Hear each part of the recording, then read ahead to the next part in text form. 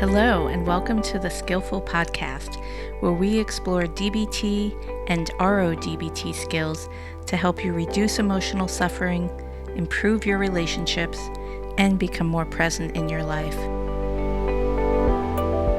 I'm your host, Marielle Berg, a psychotherapist at the Bay Area DBT and Couples Counseling Center.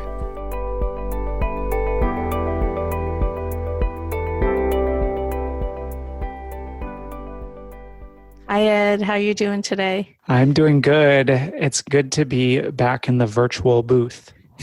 Likewise. Today we are going to be tackling the topic of procrastination. This came to us from a listener question, so thank you to the person who sent it. We don't share names of our listeners when they email us on the podcast for confidentiality's sake, but we do appreciate the questions and comments that come in. And so this question was particularly around how do I move towards my life goals? You know, now that my and I'm paraphrasing here, my life feels more under control, things are less chaotic, I'm managing my emotions better. How do I avoid procrastinating when I want to get started on doing things to create the kind of life I want? So, Marielle, when you sent me this question and said, oh, this could be a topic for the podcast, I think you'll have things to say about this because we've talked about this many times about how procrastination is one of my things. It's one of my specialties in terms of practicing procrastination and more in terms of coping with procrastination. You're an expert in procrastination. I'm definitely an expert in procrastinating. I'm a former expert. I've improved. So there's hope for us all. Yeah. There's hope for us all. But I definitely, we've talked about this before. Like I started procrastinating when I was in elementary school, and like really that became one of my biggest habits. If I had something important to do, that often just automatically felt like increased pressure, which made me want to avoid it. And I just got into such habits where anything that felt important, I would automatically start with procrastination, start with putting it off. I'll definitely do that tomorrow. I'm for sure going to get started on that soon. And it also then increased a lot of anxiety and a lot of having this thing hanging over my head when I had something to do. And as someone who's also procrastinated in the past, I remember in 6th grade having a science fair. I don't know if they still do science fairs, but we were supposed to work on some kind of sciencey project for months and then present it at this fair that the public went to. And I believe I did mine the night before. And of course it was terrible. And I'm thinking just about how with that, like the shame that came with it. Yeah. The feeling like the self, reprimanding, or, I didn't have that language when I was young, but just sort of the beating ourselves up that we can do. And it's so demoralizing. So you tend to then not, if it's something that's work related or school related, we tend to not do our best work. I think there is something to be said sometimes for deadlines approaching to be a motivator. What we're talking about here is the kind of procrastination that really can erode our sense of self and our sense of self-respect. So we thought this would be a really important topic to tackle and to begin to think about why we procrastinate, some of like the general reasons why. For each individual, it might be a little bit different, and some skills to help you work with it. And when you mentioned your science fair experience, I thought of 5 different science fairs that I did at the last minute. God, I thought it was just me. I still feel bad about that. That's the thing. This was such a part of my life that I was just like, this is what I do. This is how I take care of business and my poor mother was like, Mom, I have a science fair project. It's due tomorrow. I need these things. Every time she's like, what are you talking about? When did you get this assignment? But I just, did things at the last minute and still tend to in a lot of ways. But We will talk about some of what goes into the desire to procrastinate. So, one of the first things I think of, and I don't know if you think in a similar way, but especially as we're talking about these science fair projects, I think about the general avoidance of doing something unpleasant because we anticipate that it might be boring or tedious or complicated or something we're just not interested in. I know I certainly wasn't interested in science. Me neither. So there. There we go. But I could have avoided if it was something I was interested in too, but probably less so. But if we want to, make this broader, there's so many life tasks that we all have to deal with as adults, dealing with your insurance company or any kind of bureaucracy, cleaning out a closet or a Yes. garage, right? Like we have such a endless list of things that are not that pleasant. Yeah. So, yeah, and I think that just to validate that not wanting to do things that we don't want to do is a human characteristic. There are definitely people, I know people who are very structured and focused. And even if they don't want to do something, they just say, okay, it has to be done. And I just do it. Most people I know will avoid the things that they're not interested in or they don't want to do. And so what we're dealing with when we talk about this topic of procrastination, oftentimes it is really at base, I don't want to do this. I would prefer not to, and I have to. And so finding ways to just get going with it. Yeah, and what you're talking about here is kind of normalizing. So decreasing some of the shame or the negative things we might say to ourselves in response to procrastination. I think it's a very common way of dealing with things that feel hard or scary or unfamiliar in one way or another. Right. And I think that there is a deeper experience of procrastination, which is more what I've dealt with, which is starting from avoiding doing things we don't really want to do.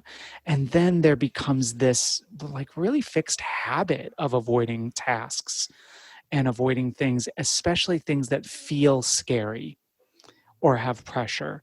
And that for me feels even more, there's the fear that's a big part of that, and the worry about, oh, what if I do a bad job? What if I can't do it? What if I can't get it done? What if I fail? What will other people think when I do this thing? That then creates like a real stuckness around trying to do things, which has an even deeper pain around it.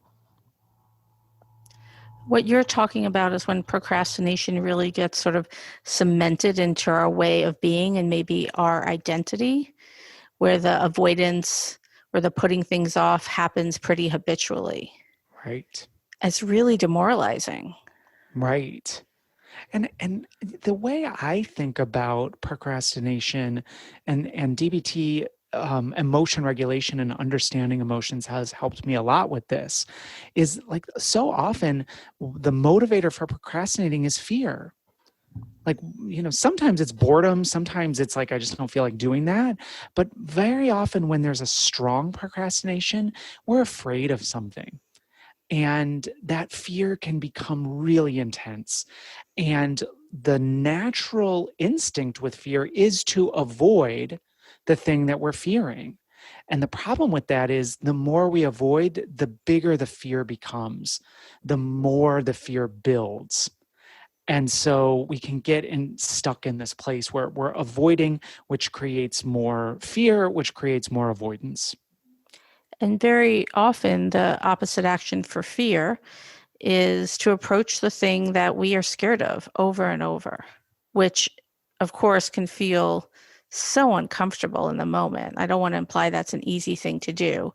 I mean, it is the solution that is also can be excruciating when we have to approach something we're afraid of.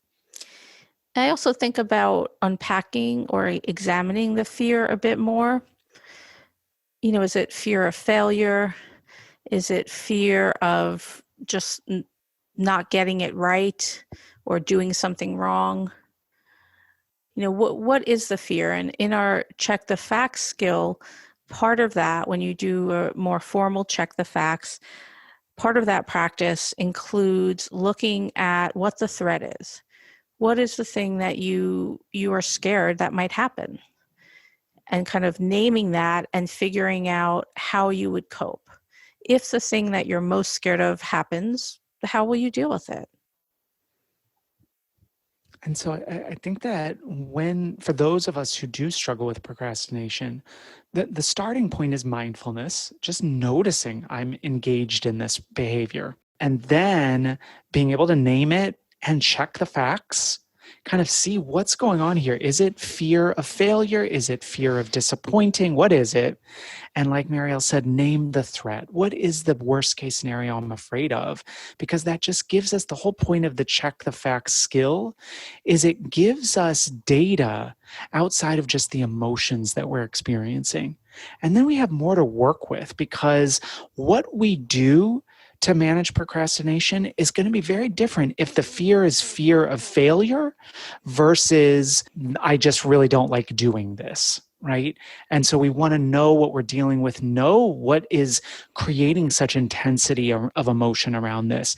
And that can help to guide us. And when we're in that procrastinating mode, there's fear and there's such intense anxiety that turning a spotlight on the fear can feel really counterintuitive because fear wants us to avoid.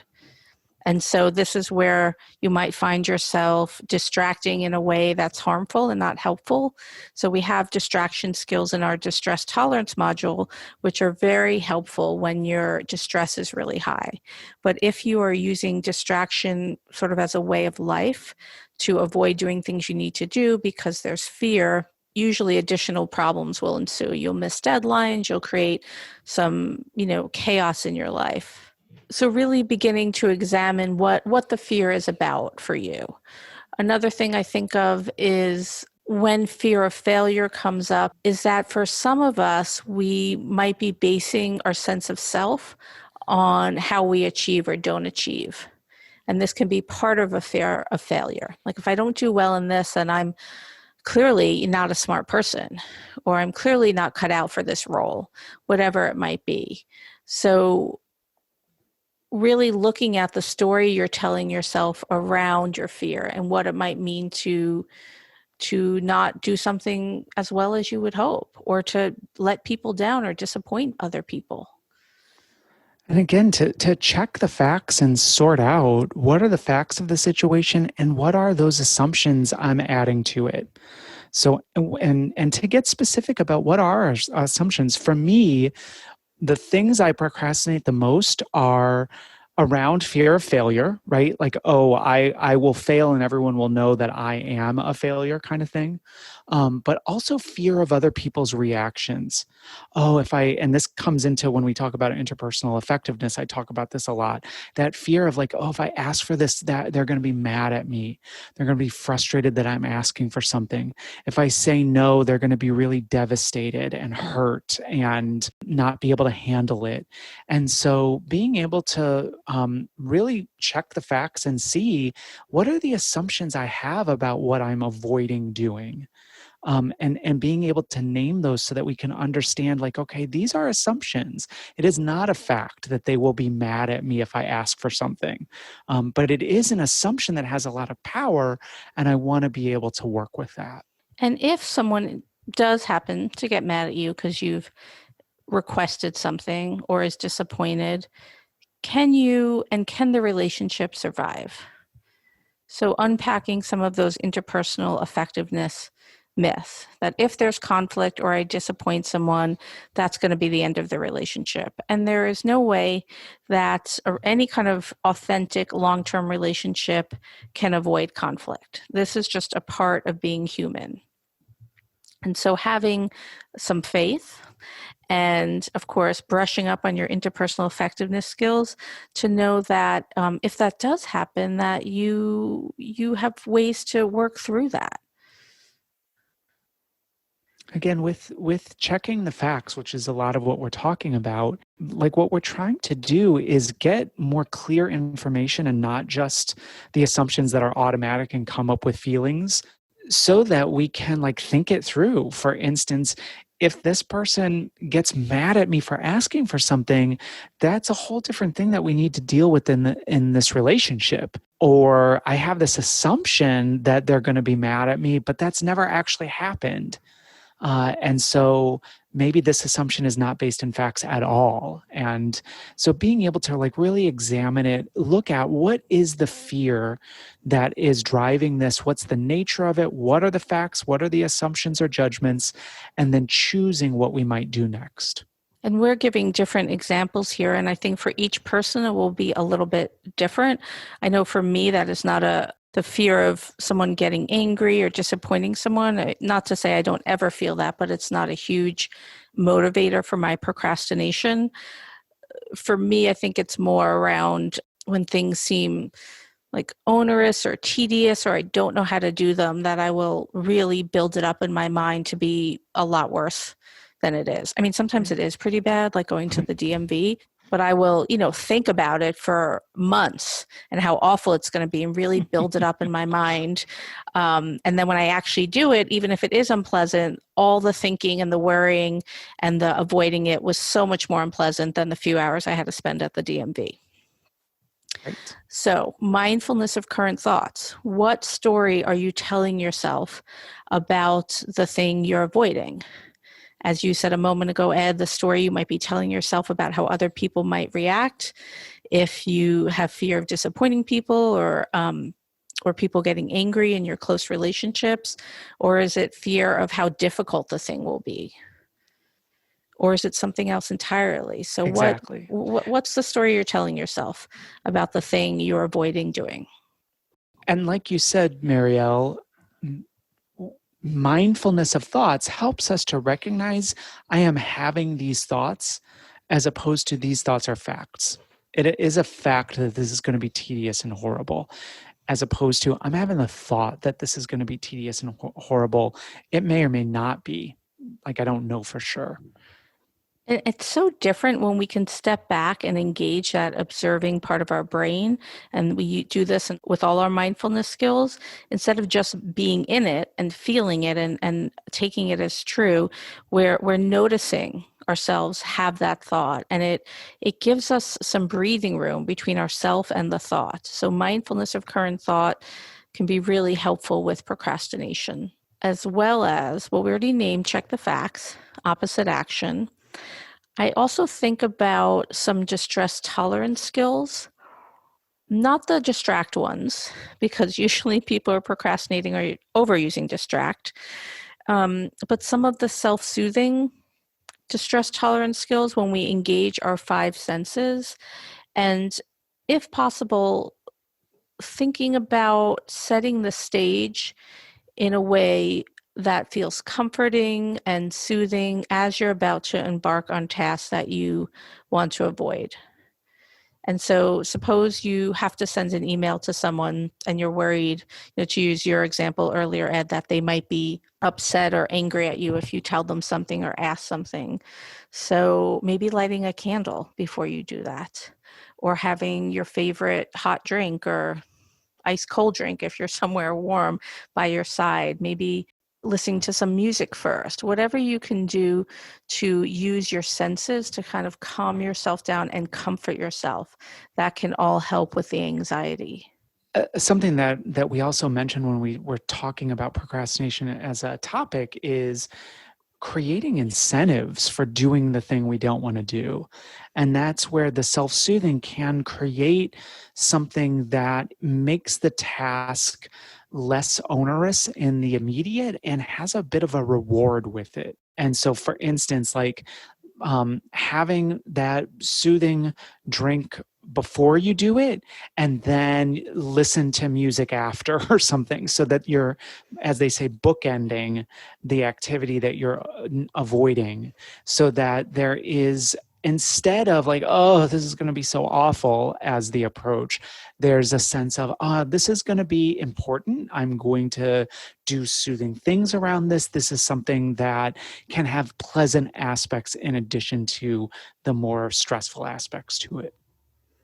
And I'm so glad you brought up the idea of reward. Very often we think that behavior change will come with yelling at ourselves or punishing ourselves. And I think for many of us, this happens very automatically, and we're not quite aware of how frequently it happens until we really look at it. So it might be an ongoing sort of narrative in your head in the background about how terrible you are, or lazy, or disorganized, wherever you go around this. And that's why you're not doing this thing. And another day has passed and you haven't done this thing. And there can be also, I think, a unconscious assumption that might motivate us. If I just sort of, apply the whip to myself, I'm going to get going. And that doesn't usually work. Maybe it'll work like in the short term. It might get you to start doing something, but overall, it is not a sustainable plan. And actually, reward works much better to motivate us to do difficult things and make change. And when we're talking about reward, you don't have to think about huge things like, oh, once I do my taxes, I'm going to take a vacation to Hawaii. I mean, wonderful if you can do that. Sure. But once I do this hard thing, how am I going to reward myself? Like you talked about, listening to music. Maybe you're going to call a friend after. Maybe you're going to take a drive somewhere beautiful. Whatever it might be, you're going to watch a show. And I think a thing that can get in the way of people doing this is feeling like they don't deserve it, or I haven't worked hard enough. Which leads me to another piece, or another thing to think about when avoiding procrastination is bite-sizing difficult tasks. And we talk about this in some of our skills, such as problem solving or accumulating positive emotions in the long term. When we have big goals we want to work towards or complicated problems, sometimes procrastination is a result of being overwhelmed and not knowing where to start. And so taking whatever it is that you need to do and making it into a bunch of smaller tasks as opposed to one big overwhelming task. And this has worked really well for me because, I have to do this huge thing. I'm definitely going to avoid that. But when I take time to sit down and say, okay, these are the 5 pieces of doing that big thing, and I'm going to do them one at a time, and maybe even have some sort of reward after each step, so that there's more of a sense of like, oh, this is something enjoyable to do. I'm much more likely to actually start going and doing it. And the reward can also be, and this is from one of our distress tolerance skills around encouragement or self-encouragement, can be like saying something to yourself, good job, or like, it's great that you got going on this. And I know sometimes people can sort of recoil from that, or they don't want to talk to themselves that way. But if you're feeling that as you listen to this, think about all the negative ways you are very comfortable talking to yourself. And so why not replace that with positivity, with encouragement, with acknowledgement of making progress, even if it's small. And the listener question that got us on this whole topic was around, how do I deal with procrastination towards my long-term life goals, my big picture goals? And so again, this gets into the skill that we have around accumulating positive emotions in the long term. The idea that it's important to feel like we're working and making progress towards our life goals, our bigger picture goals. And again, I think that one of the things that can help is acknowledging why this goal is important. What's the benefit for me in doing this thing that I'm wanting to avoid? So I want to get this advanced degree so I can do this work that I'm really interested in. And I have to start with researching programs to get into and start the process of applying, and I'm totally avoiding because I'm overwhelmed. Like thinking about and using some of what we've done with other skills around imagining that positive outcome, taking a little time to imagine yourself in that that role that you're trying to go for. Imagine yourself enjoying the benefits of doing the things that you're avoiding doing, and that putting our work in context, or the activities in context of, this isn't just sending this email that's uncomfortable. This is about, I'm going to be able to do this thing I really want to do in my life. That can give just a little bit more momentum on the side of taking action. It's not, validating, all of these things we're talking about is not going to magically solve procrastination and just like, oh, great, now I love to do it. I can't wait for the science fair. It's more around just like, how do I do things and try different angles that will get me unstuck and keep me moving? I still have nightmares about that science fair. So there's some things we just might never like doing. But, Well, as you, I hope for you, Marielle, you never have to do another science fair. I hope the same for you too. And we Thank you. have chosen work where we don't have to do anything Exactly. like that. Right? But when you were giving your example about applying for or pursuing an advanced degree, I was thinking about this listener who sent in this question. And of course, I don't know the details of their history, but also for anyone who's in a similar boat where you want to get started on big life goals to create what we call in DBT a life worth living. Like, really kudos to you, because that means that you have done enough work and there's enough stability in your life to begin to think about those things. When we are just surviving day by day and just kind of getting through each day, it's very hard to think in bigger picture terms and to feel like we can steer our lives in the direction we want. So even the fact that you're thinking about doing that kind of thing is a big deal. And I think that for those of us who have really struggled with procrastination, when we're really in it, we can't see big picture. Like, we can't see the long term. That this is an aspect of feeling overwhelmed in life. And so the skills that we're talking about is really about noticing, oh, I'm procrastinating, I'm avoiding, I'm struggling. Looking at, okay, what is it that I'm dealing with?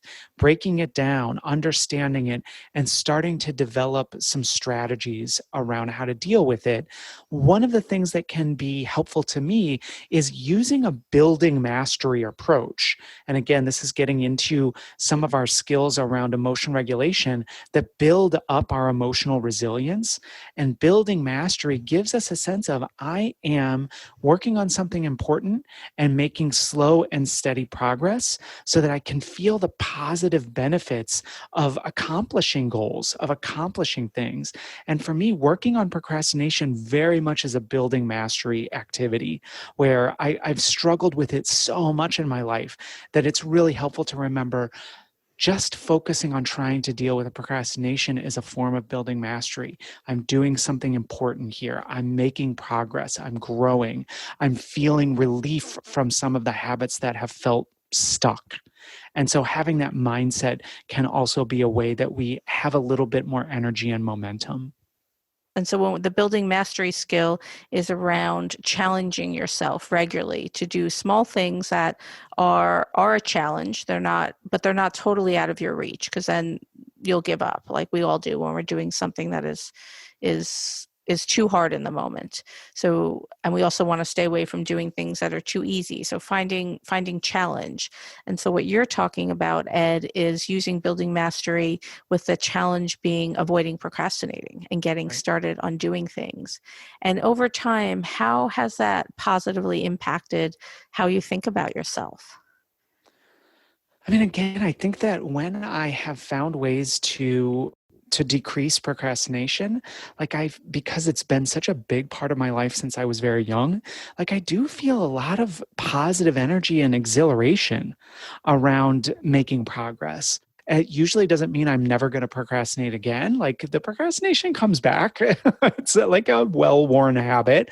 And today, I no longer think of myself as like, oh, I just struggle so much with procrastination, as opposed to I can get into a procrastination mode and I've had the experience of getting out of it.